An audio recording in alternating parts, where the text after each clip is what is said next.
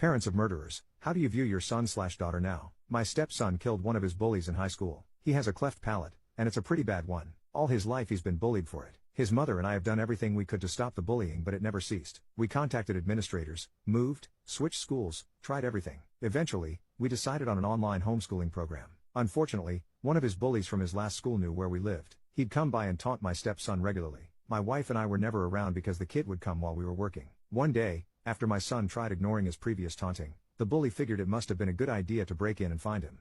He threw a brick through our back window, which was in the guest bedroom, and proceeded to attempt to enter. Now, I partially blame myself for what happened next. My son never knew his real father, and so since I've come in, I've done everything in my power to fill in, and we grew pretty close.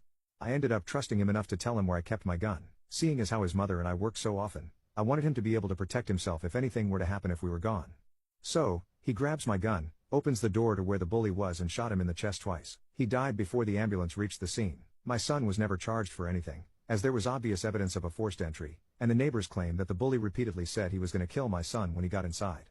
This happened almost 10 years ago when my son was 15. He's been to so many different psychologists and therapists since then. Something in him changed that day, like he blamed himself. For years he tried to isolate himself from the world. He became a heavy alcoholic, and even attempted to kill himself. He blames himself for taking another human's life even though he knows his was in danger. Seeing what happened to my boy, it's heartbreaking. I sold the gun, never got another one. To this day, he still has that look of grief and guilt in his eyes. I'm starting to believe no amount of tears will ever wash it away.